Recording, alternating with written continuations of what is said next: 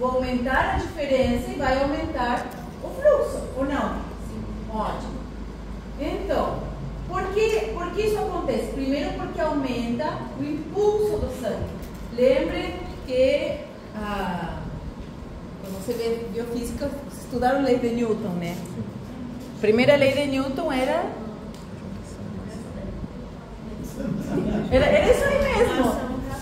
É? Exato. Assim, que nenhum que você precisa um impulso para gerar um movimento, tá? Um movimento, para sair do lugar. Então, esse aumento, essa pressão aqui, maior do que aqui, que vai impulsionar, que vai empurrar o volume e que vai fazer com que tenha movimento, tá? Então, eu impulso e a sua vez, esse aumento na distensão do vaso, tá? Vai diminuir a resistência vascular, ou seja, quando vem o impulso do sangue, tá? Que é o que faz a gente conseguir medir a pulsação. Cada pulsação é um impulso, uma onda, onde se produz uma pequena distensão do vaso que vai impulsionar o sangue para frente, tá? Não vamos ver como mecanismos de autorregulação, sim? Que vão mudar esses efeitos da pressão arterial no tecido, tá? Vamos ver que esse aumento da pressão não somente aumenta a força que impulsiona, sino também que inicia mecanismo compensatório na resistência, tá? A nível local. Vamos ver, por exemplo, tá? Por exemplo, no rim. Nós vamos ver que, por exemplo, quando eu tenho um aumento da pressão arterial no capilar glomerular, o próprio endotélio vascular reage liberando óxido nítrico, tá? Que tem um efeito vasodilatador. Por que isso? Por que o rim faz isso? Porque ele tenta se autopreservar, tá? Por quê? Porque essa pressão elevada vai causar lesão no endotélio, tá? Vai machucar o endotélio. Então, o que faz o rim? O rim tenta preservar. Lembre que o glomérulo morreu, já era, tá? Então, o que faz o rim? Qualquer situação de aumento da pressão vai ser liberado localmente substância que tem efeito vasodilatador, tá? Para tentar diminuir a resistência, para tentar preservar esse endotélio. Tá? Então, a gente vai ir vendo isso caso por caso, tá?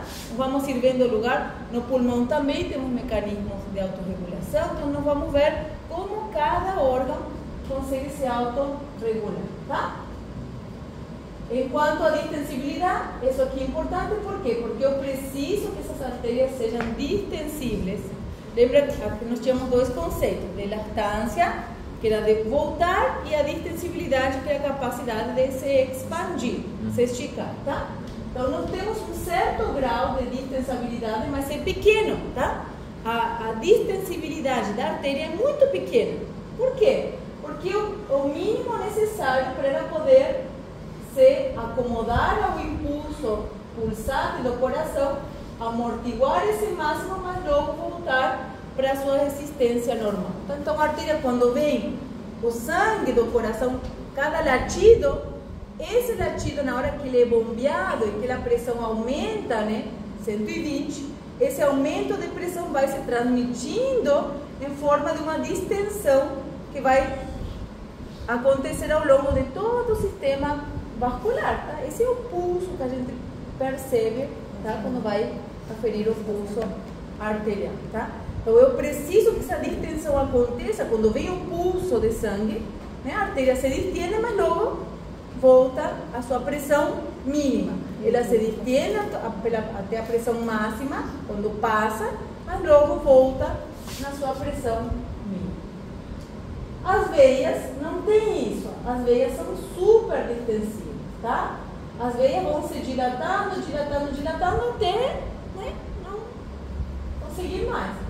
Elas são, por ser o maior sistema dentro do sistema vascular, porque nós temos veias, sim?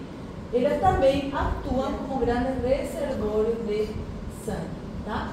Nós utilizamos esse sangue, tá? em determinadas situações. Quando eu preciso, por exemplo, aumentar o fluxo no local, eu vou mobilizar sangue do sistema venoso, sim, para esse órgão, quando eu preciso aumentar o fluxo, tá? A sua vez, quando eu tenho muito acúmulo de volume, esse acúmulo de volume não vai ser no sistema arterial, vai ser principalmente no sistema venoso. Então, vamos ir vendo isso. E o que é a capacitância? A capacitância é a distensibilidade, a capacitância é quanto cabe.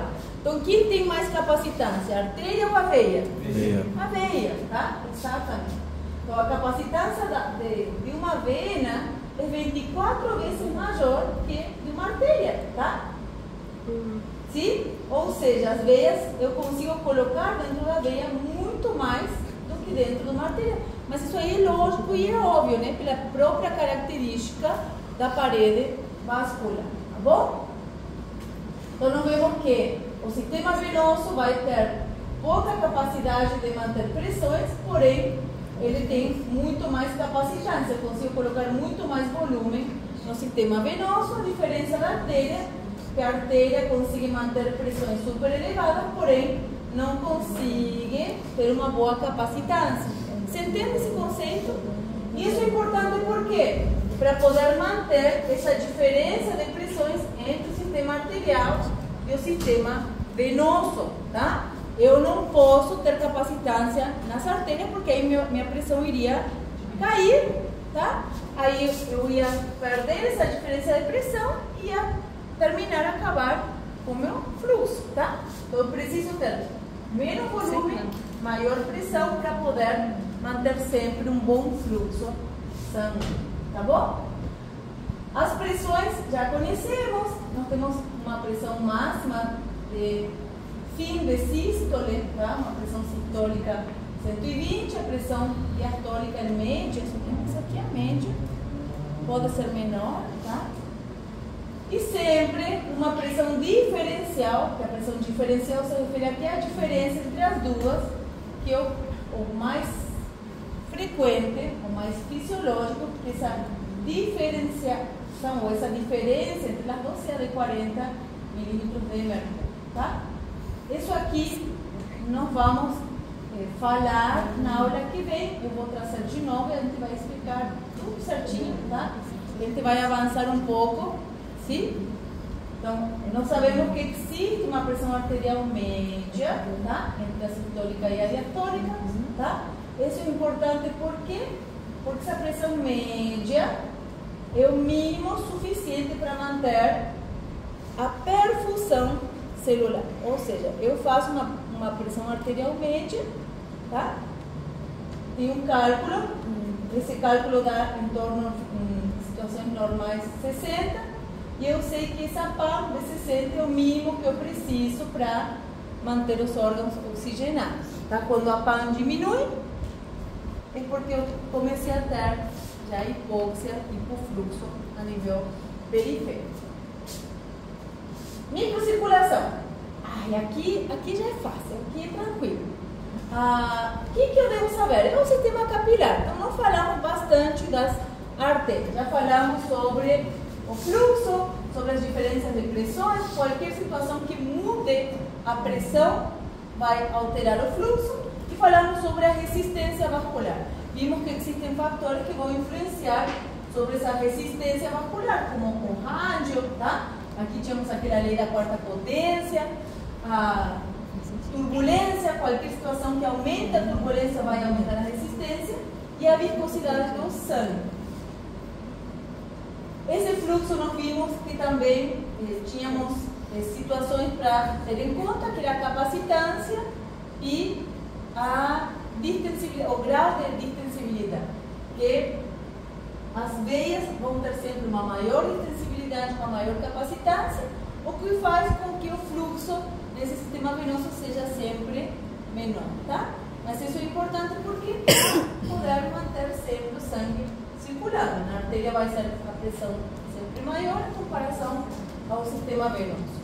E no meio temos aquela micro, sim?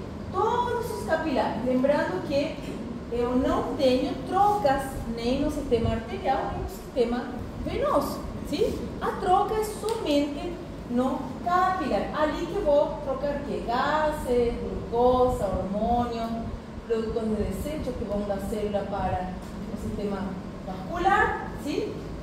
Esses capilares vão estar regulados, o fluxo capilar vai estar regulado através do aumento ou diminuição da resistência, principalmente no sistema das arteriolas, tá? Então são as arteriolas que vão regular o fluxo dentro dos capilares. Nós falamos dessas meta-arteriolas. Essas meta-arteriolas também são importantes, por quê? Porque é uma via de menor resistência, sim? Está entre, seria como uma anastomose direta. Você viu isso aqui nisto, né? Meta-arteriolas. Era arteriolas e capilares. Então, a meta-arteriola seria como uma ponte entre a arteriola e a vênula, tá? Nessa meta-arteriola nós vamos ter musculatura muito parecida à arteriola. Qual é a diferença da arteriola? Que a arteriola vai no capilar e do capilar para a vênula, tá? A meta-arteriola é uma via ou uma anastomose arteriovenosa entre a arteriola e vênula, tá? Aqui é importante por quê? Porque também são importantes reguladores de fluxo capilar, ou seja, vão regular o fluxo a nível capilar, tá? Então vamos ver isso, vamos ir vendo isso. Bom, o que é importante? Que nesses capilares o fluxo vai ser de forma intermitente, tá? Os capilares também possuem vasomotilidade, sim? Ou seja, lembra que eu falei para vocês o exemplo do rim, tá? No capilar glomerular, por exemplo, nós temos substâncias que são liberadas a partir do endotélio, tá? Que vão, por exemplo, geralmente as substâncias endoteliais têm uma maior capacidade de vasodilatação, mas temos também substâncias que podem ser vasoconstritores, tá? Então, importante lembrar que o maior regulador que obedece essa lei da quarta potência são as arteriolas, o maior regulador do fluxo no capilar. Porém, o capilar também possui vasomotilidade, tá? Tá certo? A su vez, nós vamos ver, esses produtos liberados a partir do capilar podem causar contração dessas meta-arteriolas e de esfínteres pré-capilares, sim? Aumentando ou diminuindo o fluxo do capilar. Tá certo? Geralmente o que melhor, o maior regulador desse fluxo sanguíneo capilar é a concentração de oxigênio no tecido, tá? Então qualquer situação que diminua a concentração de oxigênio já vai causar, como mecanismo de adaptação, uma vasodilatação, por exemplo, para aumentar o fluxo, tá? O que acontece no rim, ó, o que acontece no rim é totalmente diferente. Só vamos ir vendo depois no final, tá? Porque tem mais mecanismos involucrados. Mas o que é importante entender? Como eu tenho fluxo intermitente, sim? E, por exemplo, se eu tiver uma concentração de oxigênio baixa, tá? O que eu vou produzir são períodos mais longos de fluxo sanguíneo para melhorar a oxigenação. No caso, o que eu devo entender? Que eu posso aumentar ou diminuir essa contração desses pré-capilares para fazer com que o fluxo aumente ou diminua, tá? Vão entendendo? Se não entendem, me fala. Tento repetir. Só um pouquinho, deixa eu terminar microcirculação. Esse negócio que tem aqui, que eu deixei na minha frente. Bom, então, vou ter nesse capilar, isso aqui vocês já viram, tá? Esse intercâmbio é de tudo, sim? Tudo, gases, íons, glucosa, aminoácidos, hormônios, tudo vai difundir do capilar para o interstício e vice-versa. Ou seja, quando passar o sangue no capilar, o que estiver maior concentração no interstício vai entrar e o que estiver em maior concentração no capilar vai sair. Tudo é simples, tá? Meu Deus, o que passa de um lado para outro? Difunde, tá? Se estiver maior concentração aqui, vai entrar no capilar e vice-versa, tá? Então, todo o intercâmbio é por difusão simples, tá? No rim é diferente, vamos ver. Bom, o que é importante entender? Para entender esses mecanismos de passagem de um lado para o outro dos capilares, sim? Que além da passagem de glucosa, de hormônios, de íons, de gases, também eu posso ter passagem de líquido, sim? Essa passagem de líquido, isso aqui já vimos, era através da osmose, tá? E ali vamos ver esses dois conceitos que vocês já viram até agora também, que é a pressão hidrostática e a osmótica, tá? Essas pressões são pressões de Stirling, força de Stirling. O cara estava em tudo, né? Saugroso. Mecanismo de Stirling, lei de Frank-Starling, tudo mesmo cara. O que ele falou? Que eu tenho um equilíbrio, já vimos isso aqui, lembra? Eu tenho um equilíbrio entre a pressão hidrostática e a pressão osmótica ou coloidosmótica, lembra? Quem dá a pressão hidrostática? É o sangue que empurra para fora.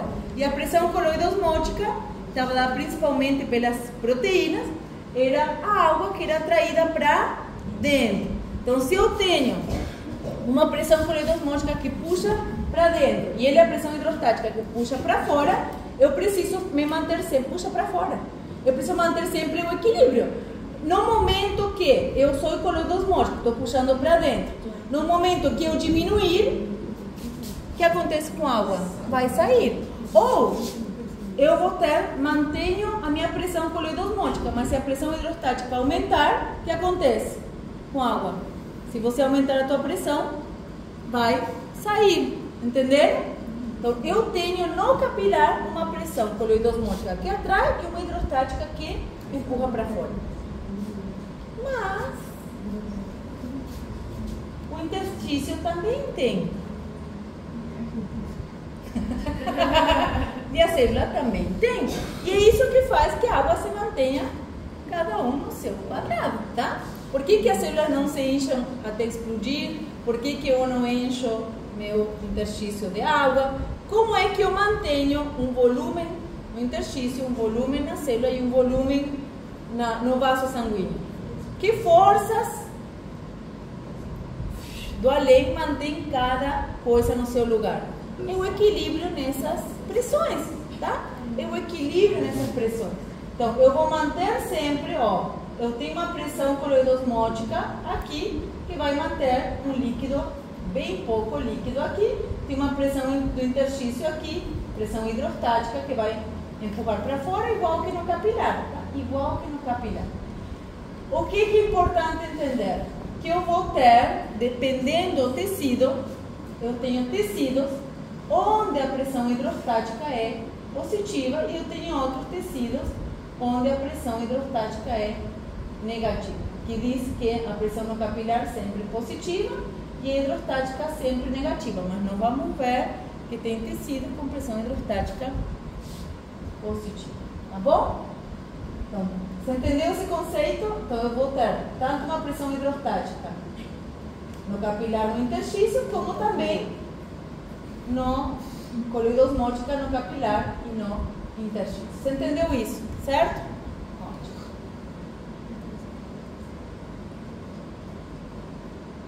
Tá? Isso aqui a gente vai ver bem melhor em renal, tá? Em renal a gente vai aprofundizar assim, mergulhar de cabeça, tá? Para entender filtrado glomerular. Mas, estão vendo aqui, filtrado, sim? Mas o que eu devo entender? Que eu vou ter sempre. Por que diz filtrado? É porque quando o sangue, o líquido, passa do capilar para o interstício, ele é filtrado, ele passa por uma peneira, ou não? Sim. Ou seja, vai passar só água e os elementos formes vão ficar. Você entende? Sim?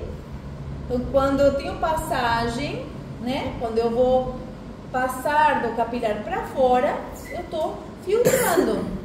Sim ou não? Faz sentido o conceito? Ótimo. Então, sempre que eu falo de filtrado, ou pressão de filtração, ou taxa de filtração, estou me referindo a isso. Estou me referindo à saída de água do capilar para o interstício. Para eu poder filtrar, o que eu preciso ter? Se eu preciso filtrar, eu preciso que a água saia para fora. Para sair para fora, eu preciso ter essa. Como tem que ser a pressão coloide osmótica aqui? Tem que ser maior do que no interstício. Sim? Sim ou não? Sim. Tá. Mas como tem que ser a pressão hidrostática? Negativo. Aqui tem que ser bem maior do que no interstício, ou não? Por quê? Se você vai... se eu quero, vamos fazer de conta, estou filtrando, fiz um suco. E botei o suco na peneira, né? Para ele filtrar melhor, o que eu faço? Empurro. Vocês não empurram? Para filtrar mais rápido? Então, tudo que me aumente a pressão hidrostática no capilar vai aumentar a filtração, ou seja, vai aumentar a passagem de líquido do capilar para o interstício. Você entende isso? Esse conceito? Bom. Sim? Então, essa pressão hidrostática, tá? Do capilar, em média, é de 17, 20 milímetros de mercúrio. Essa é a pressão hidrostática do capilar. Sabe qual é a pressão hidrostática do rim, do capilar renal? 64. Né? Para vocês verem. Mas por que no rim é tão elevada a pressão do capilar? Para empurrar, para filtrar muito, tá? Precisa filtrar muito. É aquele exemplo que eu falei, quando eu quero aumentar a filtração, eu aumento a pressão. Vocês vão empurrar o líquido através da peneira, que seria o capilar. Sim? Então, qual é a pressão hidrostática? Qual é a pressão hidrostática dos capilares periféricos? Em média, nós vamos ver que tem pequenas mudanças, né? Por exemplo, no rim 64, nós vamos ver que alguns órgãos um pouquinho diferentes, mas em média, na grande maioria está ali, em uma média de 17 milímetros de mercúrio. Olha o fluxo, ou seja, eu já sei que aqui na artéria é 120, 80. No capilar é 17. Olha a diferença de pressão que eu tenho para poder circular. Daqui tem que chegar a quanto na aurícula direita? Chegar no coração. Com quanta pressão chega na aurícula direita? Qual é a pressão da aurícula direita? Tá? Sério? Está recebendo. Tem que estar recebendo. Se eu aumento a pressão aqui, o que acontece com o sangue? Não volta, mas pelo menos não vai chegar. Não chega. Como, por exemplo, um aumento da pressão pulmonar. A artéria pulmonar vai gerando uma pressão para trás. Uma hipertensão pulmonar faz o quê? Aumenta a pressão da artéria pulmonar, que aumenta a pressão do ventrículo direito, que aumenta a pressão da aurícula direita, e uma pressão, imagina se a pressão aqui chega a 10, 15, o que acontece? Não tem fluxo, tá? Bom, por isso que tem que tratar, né? Grave. Então, entendi o conceito. Ah, que legal. Então, eu já sei que tem uma pressão hidrostática e uma pressão coloidosmótica, tá? Que esse equilíbrio faz com que eu mantenha o líquido, cada um no seu compartimento. Vai ter trocas o tempo inteiro. Porém, eu preciso desse equilíbrio perfeito para manter um volume vascular, um volume intersticial e um volume no intracelular. A sua vez, se eu devo entender que, vamos ver que no interstício, na maioria, como eu falei para vocês, essa pressão intersticial é negativa. Essa pressão negativa faz com que eu mantenha sempre meu interstício sequinho, tá? Essa pressão hidrostática negativa, a principal razão, uma das razões, mas é a principal, na verdade, é o sistema linfático que está constantemente drenando esse líquido, tá? Quando esse sistema linfático, essa bomba linfática falha, eu vou começar a acumular líquido também no interstício, sim?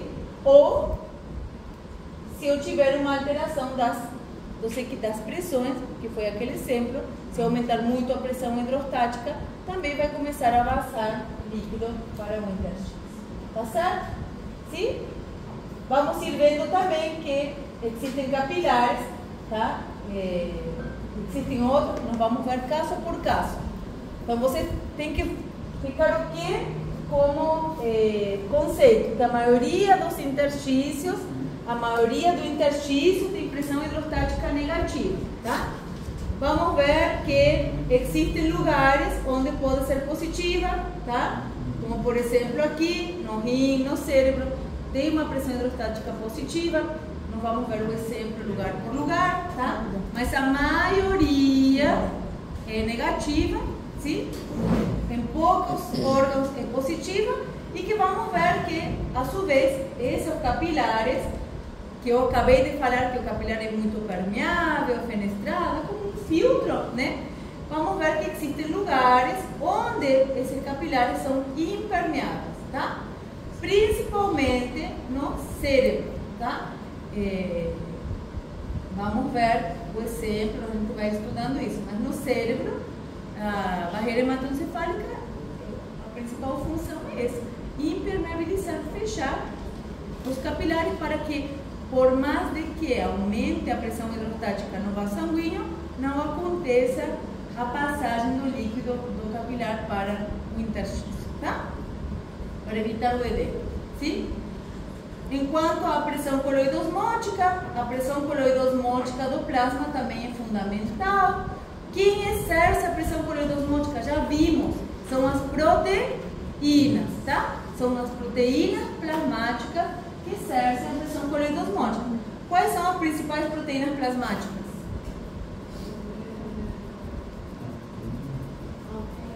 Albúmina,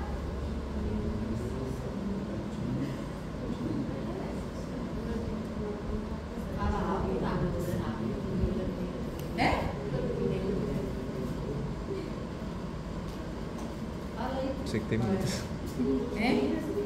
As globinas, Exatamente, todas as globinas são globulinas, tá? Lembra que o sangue é feito de hemoglobina também, que tem globulinas, todas as imunoglobulinas, sim? Mas a principal de longe é a albúmina, tá? É a principal. Então elas se unem, tá? Eles se unem, os cationes na verdade se unem, sim? E conferem sempre as proteínas carga negativa. Lembra que a proteína é a substância de maior carga negativa circulante no plasma.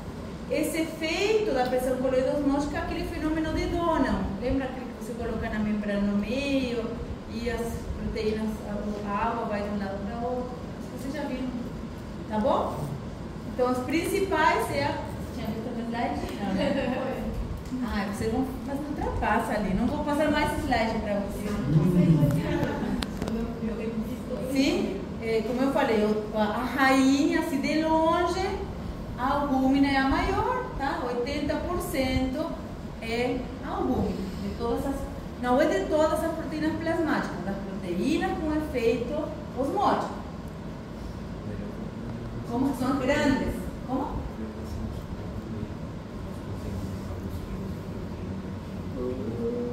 Também, exato.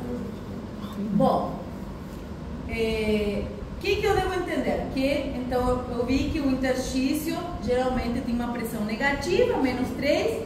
Temos interstício com pressão positiva, como o cérebro, o rim, tá? Enquanto a pressão coloidosmótica estava dado no plasma pelas proteínas, a pressão coloidosmótica do plasma é elevada, tá? É alta, do plasma é 28, agora do interstício é bem menor, é 8, sim? Ou seja, eu tenho bem pouquinho no interstício, por quê? Porque realmente o interstício não preciso manter líquido, tá? Você entende? Ótimo. Mesma coisa, eu não consigo também passar proteínas do plasma para o interstício, porque elas não vão atravessar, sim? Geralmente os capilares. Bom, vamos fazer uma pequena pausa. Sistema linfático.